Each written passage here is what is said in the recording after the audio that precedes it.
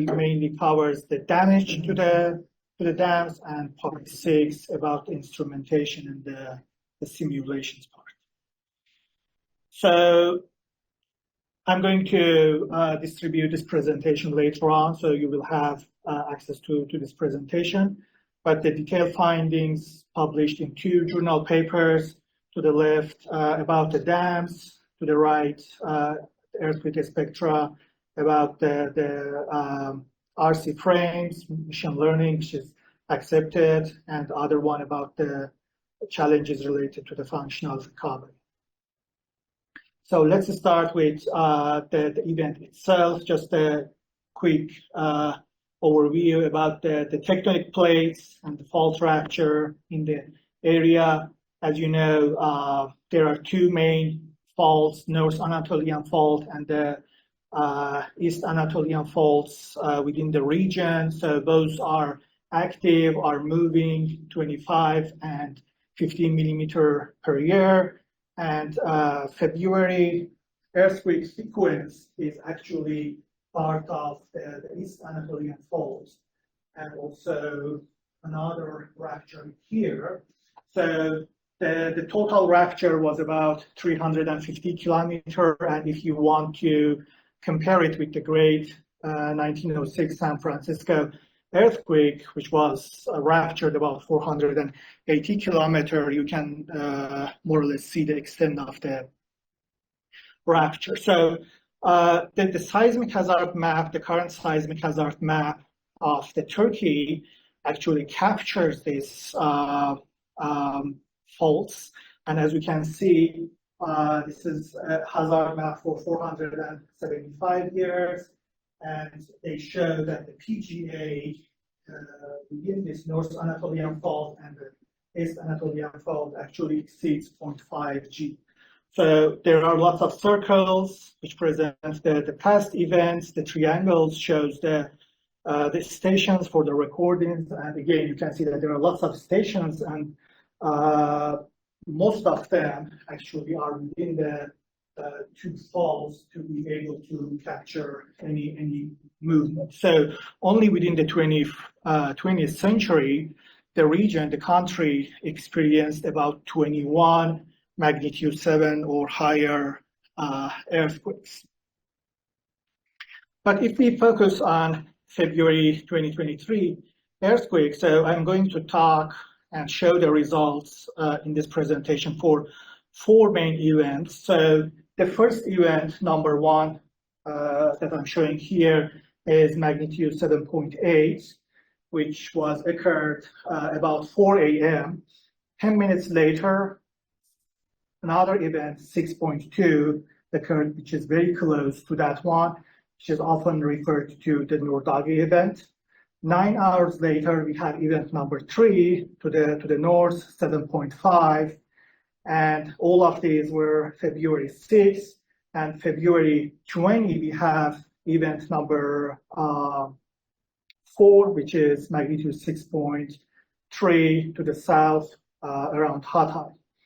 And these magnitude I'm showing here, and again, we'll refer within this presentation, are based on the USGS initial assessment. So AFAD, an organization in the Turkey, so they have a slightly different magnitude. For example, for the first and the third one that we have 7.8 and 7.5, they reported 7.7 and 7.6 magnitude. So within the fortnight after the February 6th, the entire region experienced over 7,000 aftershocks, so with different magnitudes. And the location of the color circle that you can see there are the location of the large dams within the region. And why I'm showing the dams and not the buildings, because there are lots of buildings, residential buildings. Probably we cannot properly show all of them in the figure, but it is much more representative if we show some major infrastructures in here. So just a little bit about the seismology of the earthquake sequence. As I mentioned, there were like 2 main ruptures in the region. So one of them ruptured with the 3.2 kilometer per second, and the other one had like two different speeds in like westward and eastward direction, like 2.8 and 4.8 kilometer per second. And if you recall about the basics of wave propagation from the earthquake engineering course, the one propagated to westward, like 4.8 kilometer per second, is actually classified as a super shear event because the speed of the fracture is actually more than the speed of the wave. So within like a few months after the event, so we collected the information from the Alpha. So they provided lots of the information. So the information related to the ground motion itself, the time histories for the acceleration, for the velocity. So this was publicly available for the people. And again, as you can see, the location of the triangles here are the location of the stations. And as you can see, for the main fold, for example, in the figure to the left, so in some cases, we experience up to 1G or higher of shaking, and the location of the circles, again, are the location of those representative dams that damage in the region, and I'm going to talk about it later. And of course, you can correlate the measured data with different ground motion prediction equations. So USGS provided this information as part of the shape map.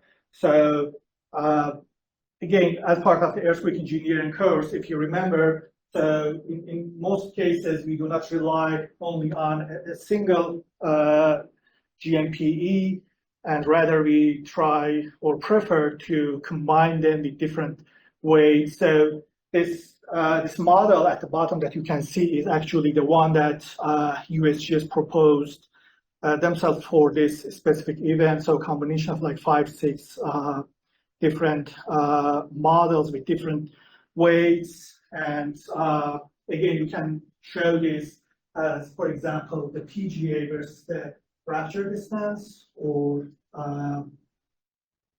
actually PGD, ground velocity versus the rupture distance. But you can change the rupture distance to any other distance parameter. So the prediction is acceptable. It is not that much accurate. As you can see, in some cases, the data points exceeds the confidence level, the threshold that we have. But this is the best probably that we can go with the ground motion prediction equations. And I'm going to talk that how we used or intensity measures in our papers. So, and just a little bit about the population in the region that were affected. So, about 14 million, which is about 16% of the total population of the Turkey affected by this earthquake sequence, and about 2 million were relocated after the earthquake. 53,000 last they arrived only in the Turkey. And again, don't forget that this earthquake series also affected Syria, but we never had a chance or enough information to process those effects there. And if you want to have an idea that how many people affected and in which size of the region, so you can assume that you combine the total population of the Los Angeles, Chicago, New York, and you condense them into Kentucky. So this is how that region affected. So part 2 is about the reconnaissance missions that I attended. So I actually attended in 2 reconnaissance missions. So the first one started a week after the earthquake. So, and it took like about 2 months. And this was mainly a virtual reconnaissance mission from my side. So my colleague, Professor Tusan, which is the Dean of Engineering at Turkey, and also the chair of the Turkish Stamp Society. So he did most of the measurements, taking the photos, and I helped in documenting the results, post-processing. So we collected lots of information from the archive about the dams. Some of these dams are over like 50 years old. So it was very difficult to deal with those information. But we spent about like 2 months to collect all this information. And the second mission, I actually attended in person for about 2 weeks.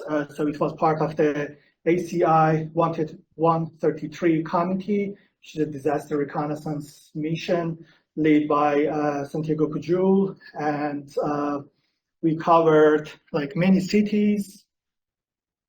So these are like two fault zones. So we stayed in here actually and visited like different cities, as you can see in this circle. So overall we traveled 33 hours by car, or 2,300 kilometers.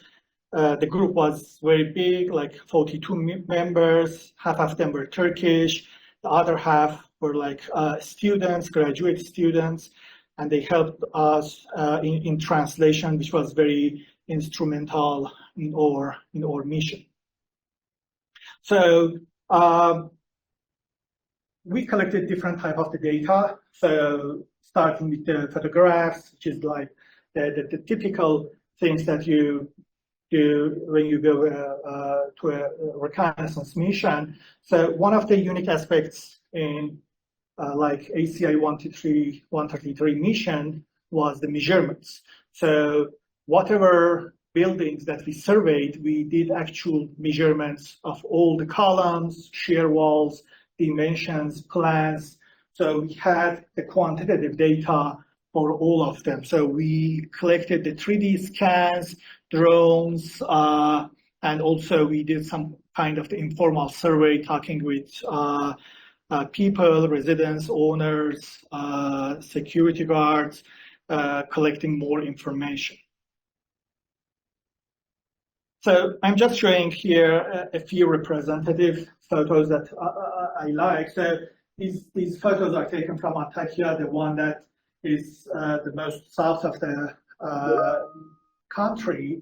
So we visited this area, and nearly all the buildings in the area were newly built. And it was like in the process of selling those buildings to the others. And we saw this, banner in here saying that it is Deprem Dayanaklı, which means that earthquake resistance.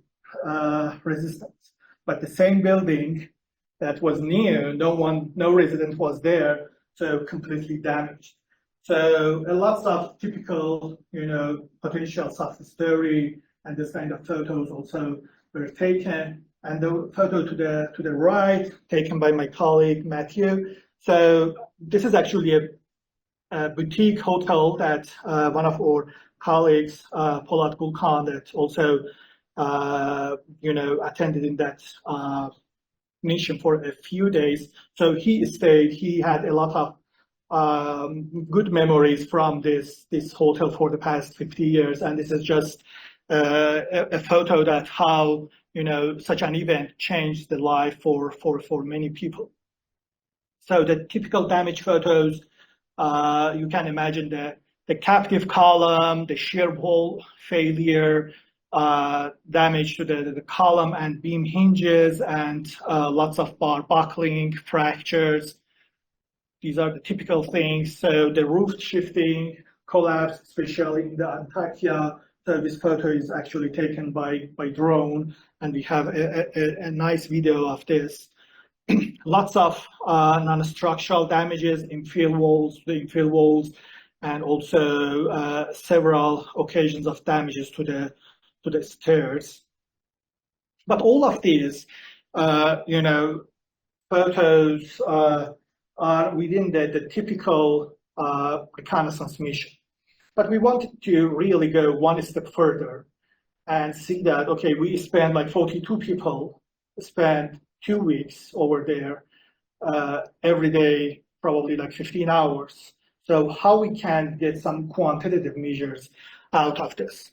So we collected a big database. So part of it was completed in collaboration with the ACI 133 team.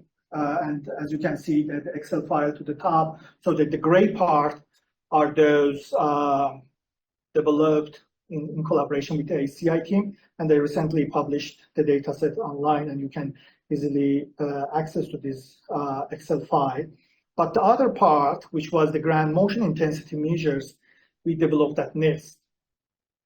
So here I'm showing the location of all 242 recordings of the reinforced concrete buildings that we visited. For all the buildings, we gathered information related to the height, age, like all the dimensions, the columns, shear walls, masonry walls, everything. And also the ground motion intensity measure. So different type of the intensity measure from different events. So for example, if you consider the first event, 7.8, so a series of intensity measures like PGA, PGB, spectral acceleration, and different periods are collected, and same for the other 4 main events that I showed in here.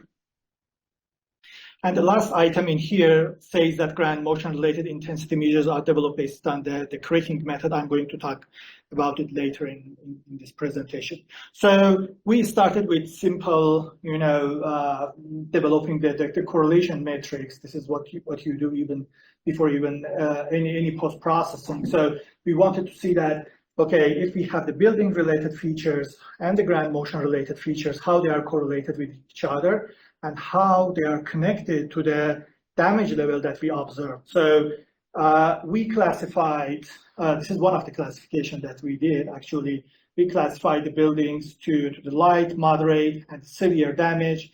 And as you can see, the nature of the data that we collected is imbalanced, because like the 65% of the data are the severe damage, and only the 25% are the light damage. So again, even before going to any type of post-processing, so some of our ACI colleagues, they did some statistical analysis on the data, very simple but very informative to understand that what is going on with this data. And they use this Hassan and Souzan paper. It is like a 30 years old, but still very, very effective paper. So the Hassan index in general is based on 2 variables, wall index and column index. Wall index is the ratio of the walls in one floor to the total floor area, and the column index is the ratio of the columns to the total floor area.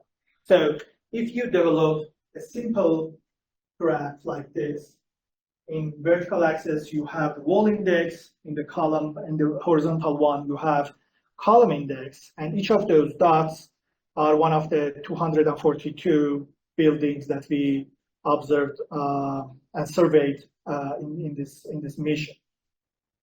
So generally, this paper, this Hassan and Souzan paper, says that as far as your data points are close to the origin point 0, it means that you have the worst case, because you have a smaller column and wall ratio with respect to the total floor area that you have.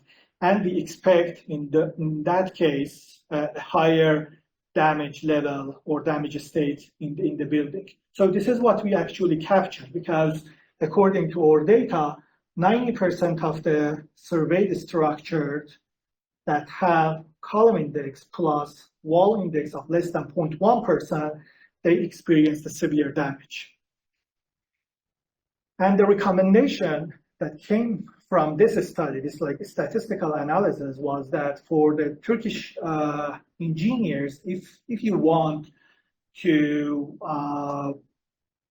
design a building that comply with the seismic design, so your column index plus wall index ratio together should be more than 0.25%, or at minimum your wall index should be greater than 0.2%.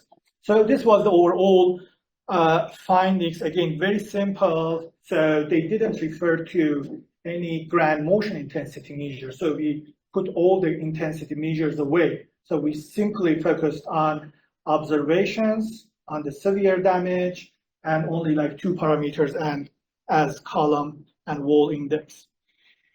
But after that, we said that at NIST, we said that, okay, we spend a lot of time, again, on these data. We definitely can have some more insights to the data rather than simply working with, wall and column index. So we use machine learning. And again, I don't want to go to the fundamentals of the automated machine learning, but in general, it is nothing different than the classical machine learning that you are doing, but instead of processing data, selecting the models and hyperparameters, train the model and evaluate it. So all these like 4 steps in the classical machine learning is condensed in 1 step that the program performs that for you. So what is done is that you give your information to the machine, to the program, and the machine by itself selects, let's say, for example, 10 different machine learning models. For each one, hundreds of different combinations of hyperparameters, performs all the cross validation, and after a few hours, it returns the results for you. So for some specific type of data sets, like the one that we have in here, I'm not talking about like the time series or anomalies or this kind of thing, but for some simple data sets, like the one that we have in this presentation, automation learning is very, very effective. So it doesn't require any specific knowledge, and anyone actually can implement it very effectively. So we applied this machine learning technique in general with having like 2 objectives in mind. So the first one was to multi-class classification of the structural damage. So we wanted to see if this machine learning model, if this black box that we are training is capable of identifying like light, moderate, and severe damage. And this is how the results I'm showing to the left of this slide. So you can see like different machine learning models have been used, trained, and this is only some of the models that selected by the program. So typically the trained data set accuracy is very high, as you can see, like 100% in some cases, which is not important. You should focus on the test data set, and we could reach an accuracy of like 0.75 or 75% for this data set. And considering that you have only 240 data points or samples, and you have 20 to 30 input parameters, so this is a very good and reasonable accuracy. So the ratio of the sample to the features in this case is 10. So 10 is not a big number. So for a very good data sets, typically we are looking for a sample to the feature ratio of 50 to 100. So this is a very small data set with lots of features, and reaching that like 0.75 of accuracy for the test should be acceptable for us. And the second objective was to actually interpret this machine learning, because machine learning methods in general are the black box. So you give some inputs, it returns you some output like this 0.75%, and typically you are done, and you say that, okay, this method, this algorithm in general can predict my data set with 75% accuracy, but you don't see what is going on inside your model. But we use this SHAP, and SHAP helps us to interpret the model and see that how the features are related to the output. So how input and output are related to each other. Again, since this was a classification, so I'm just showing like two kind of big classes, the light one, the light damage, and the severe damage in here. So the SHAP plot in general is, if you have done some kind of the sensitivity analysis, you can see it is similar to those like the tornado diagrams that you have seen. So the features are ranked from the most important one to the least important one. But as opposed to the typical tornado diagram, so we have a color coded here that shows that, okay, red means that specific features increase or decreases.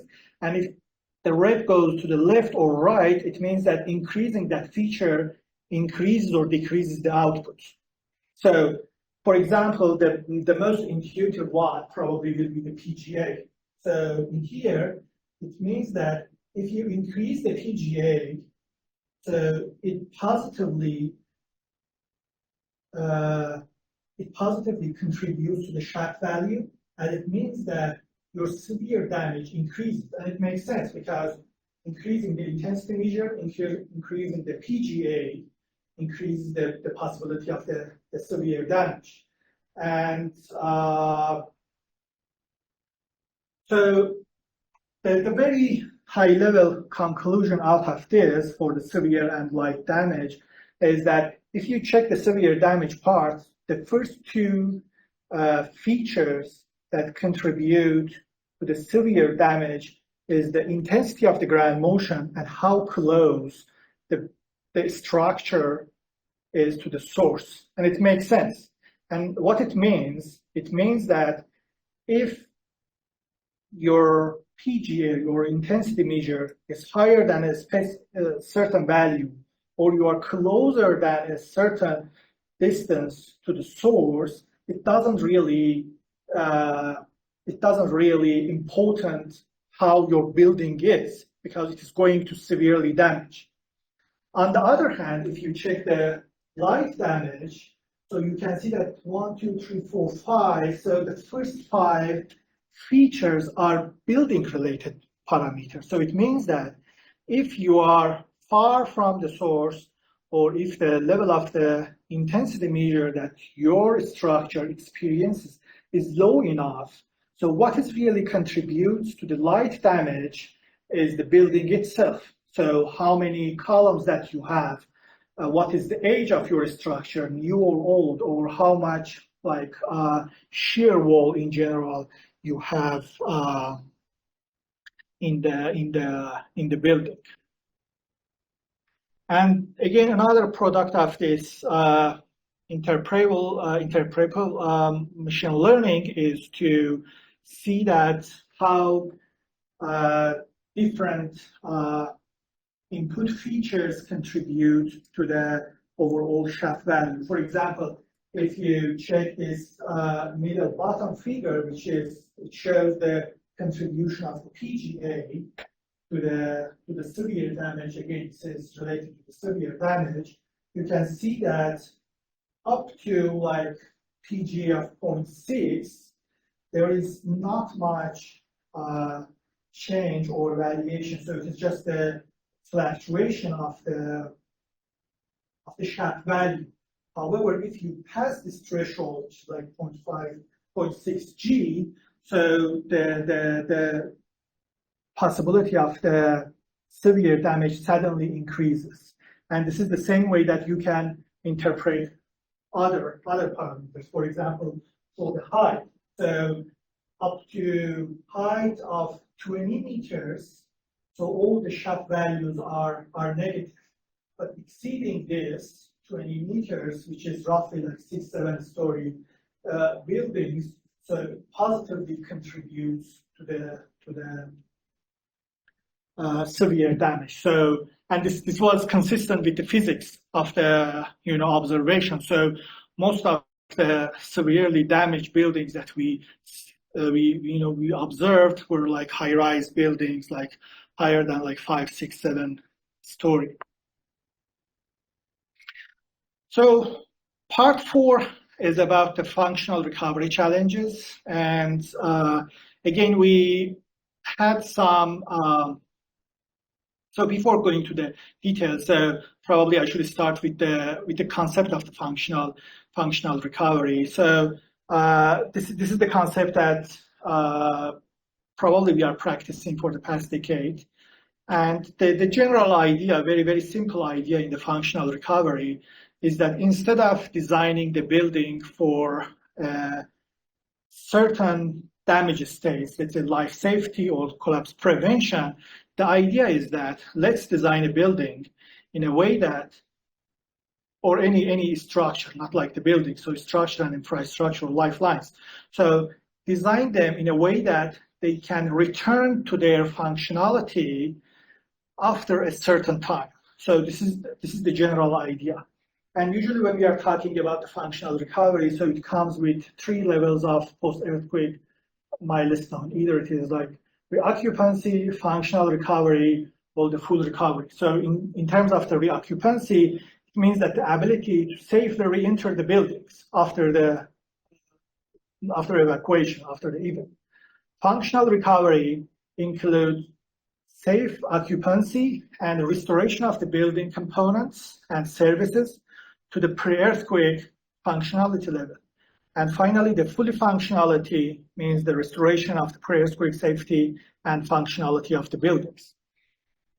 As you can see here, the key concepts in entire functional recovery is that, okay, how we can really talk about this timeline. So for example, we say that, okay, I want to design a building that I can use within 2 months after an event with 475-year return period.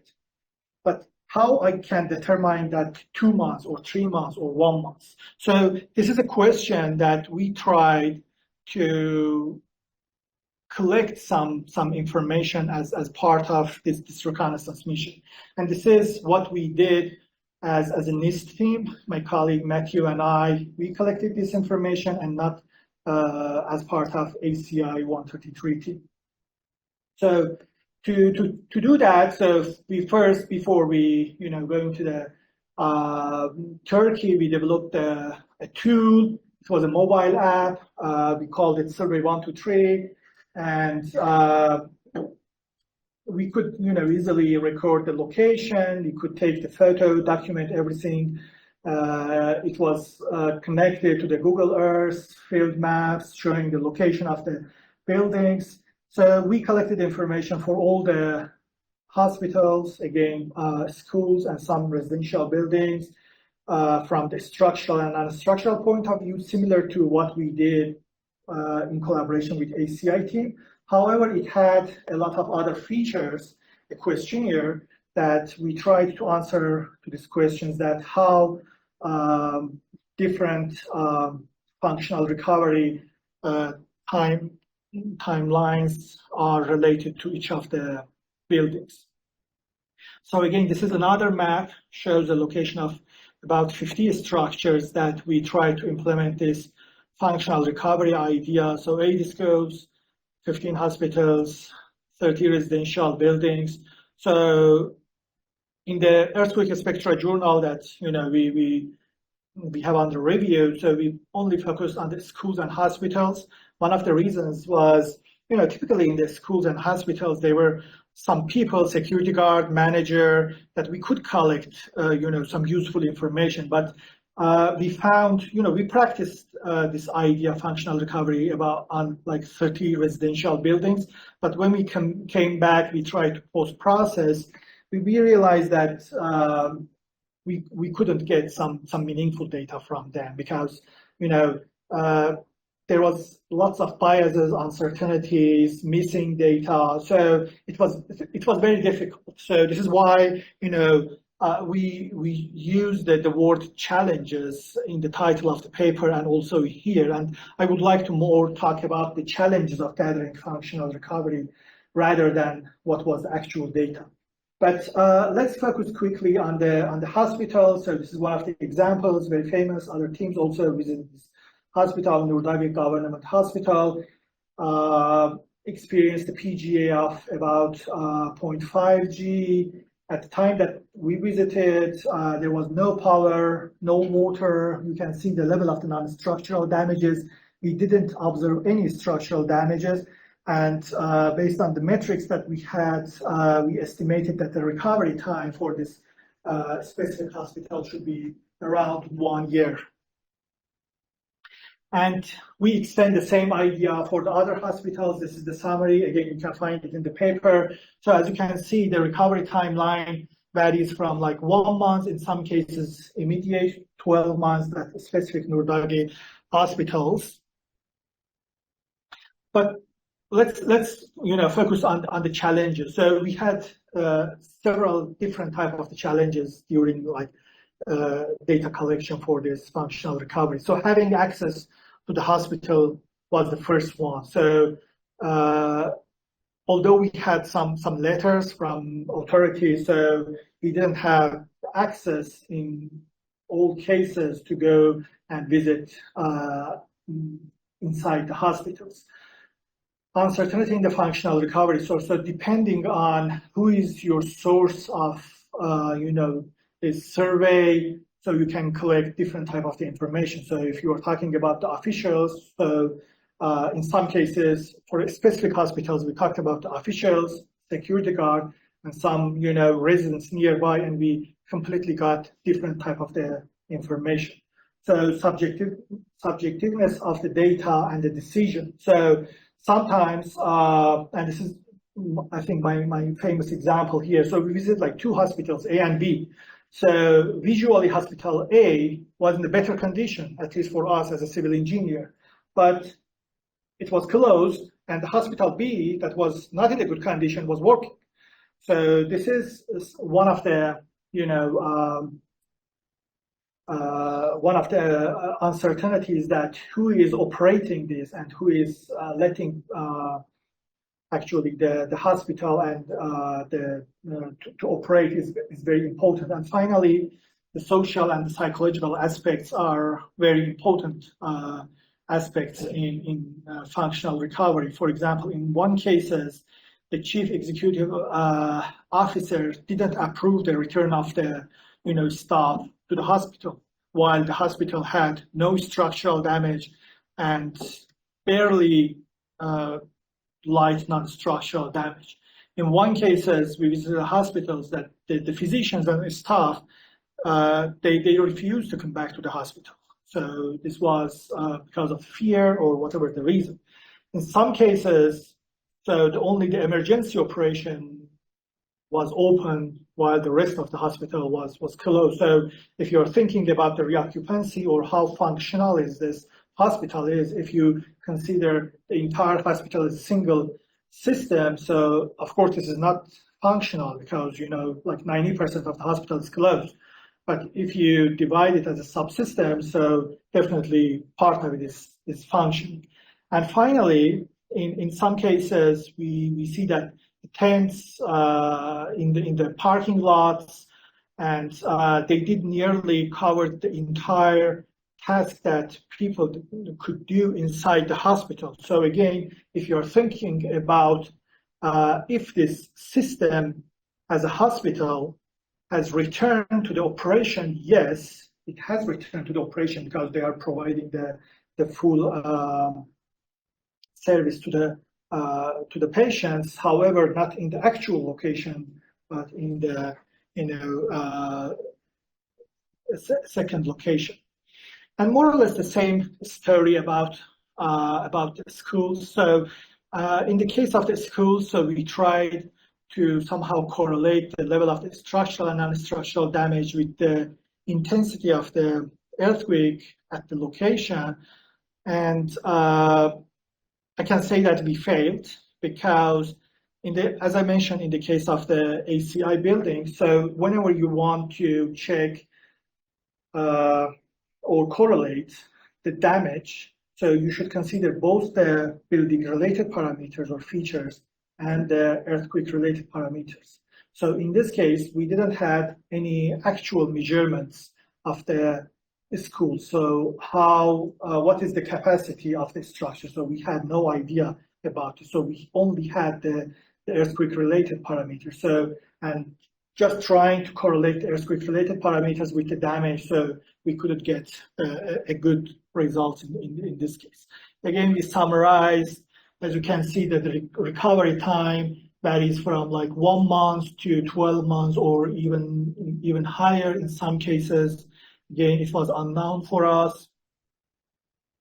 And regarding the challenges, so we faced more or less the same challenges as of hospitals, not much in that level, because of definitely the security level that hospitals and schools have.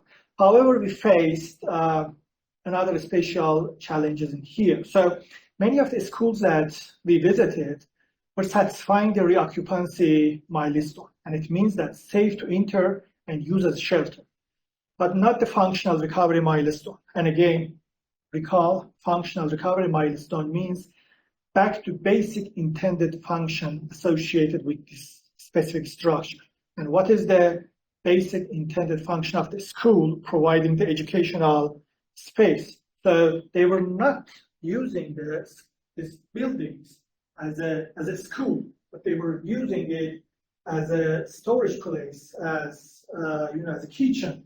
So we tried to introduce another level between the reoccupancy and the functionality as alternative usage, because it passes the reoccupancy. It is not really functional recovery, but it is something in between. So it is used, but for some other purposes. So we called it the adaptive or the alternative use. And let's go to the part 5 about the dams. So we collected information about 17 dams, nearly all of them embankments. They were damaged at different levels, as you can see, severe, again, moderate, and light. And the way that we classified it is based on the PERS and FELS damage classification. So it is based on the maximum longitudinal crack width that your structure experiences, plus maximum relative crest displacement. So also you can see in this figure to the right, the location of the 4 main events that I'm talking about. So all of the dams are within the East Anatolian Fault, and we collected all the photos, all the the detailed construction photos. We retrieved them and we replotted all this information with the height, reservoir capacity, the nearest station. All the information are collected and documented. So regarding the PGA and or the intensity measure at the site, so in most cases, when people talking about like this type of infrastructures, the simple way is to use the nearest station, the information from the nearest station. But as you can see in the figure to the right, so you can start with the source as the event with the 7.8 magnitude. So all those lines are the wave propagation, let's say. So the center of the circle are the location of the dams, and the radius with that small red triangle are the location of the closest recording station. So the first finding in here, or the observation, is that in some cases, even the nearest station is very far from the location of the dam. The second one is that not in all cases, the dam location and the source are in the same position. So in some cases, so you reach to recording station before you reach to the dam. In some cases, you pass the dam, then you reach to the recording station. And in some cases, it's kind of perpendicular to the wave propagation. So this is not really a reliable method to estimate the PGA. So what we did the creaking model.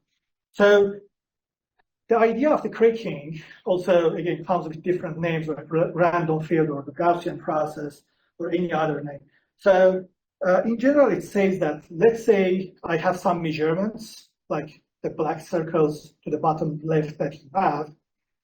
So you want to fit a multi-dimensional surface that passes in the best way from all these actual measurements and provide you prediction for the other ones. And to be consistent with the physics, you incorporate also grand motion prediction equation models inside this model. So it is not fully statistical and machine learning. It is based on the physics, so it is a physics-savvy model. So we did that, and we predicted the level of the PGA and other intensity measures like PGV, Arias intensity, or short period, let's say 0.3 second spectral acceleration at the location of the different sites. And if you compare this with the nearest station measurement, as you can see in two figures to the right, in some cases, if you are lucky, they are close and they are on the equity line. But in some cases, there is a large differences between what is actually your dam experience with what is you recorded from the nearest station. So we try to quantify the results, the findings. So the figure to the left shows, it's a very famous data collected by Good in 2012, about 10 years ago. It shows the embankment dams that were had different level of the damage, like none, light, moderate, and severe, and they connected it with the PGA of the experienced earthquake and the maximum relative settlement. So the figure again to the left is the one that is available in the literature. So we tried to convert the information that we collected from the Turkey dam in the same chart. And as you can see, they are more or less close. So we are more or less in the same line with the previous findings in here. And for the next 10 slides, I have the detailed damage observation in different dams. So I'm just explaining the first one, and probably I'm going to skip the other one. So this one is Kartaklaya Dam. It's the 56-meter high and about half a century years old. So the recorded PGA at the nearest station was about 2G. But if you use the creaking model that we proposed, so you can figure out that the PGA at the site is 1.2G. So different type of the damages, like the longitudinal cracks along the crest, damage to the wing walls, damage to the security cabin, and also the large vertical movement observed. And one of the very high level observations in here in all the dams was that the main earthquake or the main event occurred February 6th. It was at the time that the level of the reservoir in nearly all the dams were in the minimum level. So this was one of the key aspects that even like the dams experienced like this one, severe damage, but none of them failed. So this is very important. So again, Sultan Suyu Dam, as you can see, again, I'm not going to explain all of them. So we have the information, and we presented all this information in the paper. But having all this information, so one can think of risk analysis.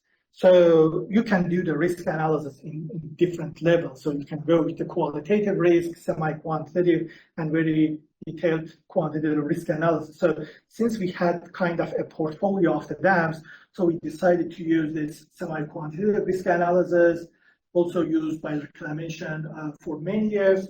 So in general, what is done here is that we are using some dam dependent, some downstream dependent factors to come up with a total risk factor. And based on that risk factor, so we decide that what is the risk class of these dams. And as you can see, regardless of the severe or moderate damage to the dams, these are only a few sample dams that I'm showing here. The last row of this table shows that all of them under a very high risk based on the updated information that we had from this recent earthquake. And if you imagine, so we had 17 dams, all damaged at different levels. But the interesting thing was that we didn't have a single recording for any of them. This is still a question mark for myself. So how it is possible? You have all these dams, all of them damaged at different levels. There is no single measurement. However, we found another series of the dams in the region, none of them damaged, but we had information for all of them. So the white circles that you are seeing in here are actually those 17 dams I already discussed. All of them are damaged.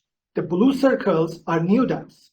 Some of them RCC, embankment, CRFD, and different type of the dam. None of them damaged in no level, but we have recording for all of these dams.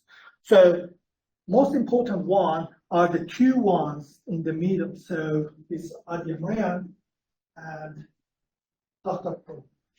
So these two dams are within the damaged dams. However, they have not experienced any damage.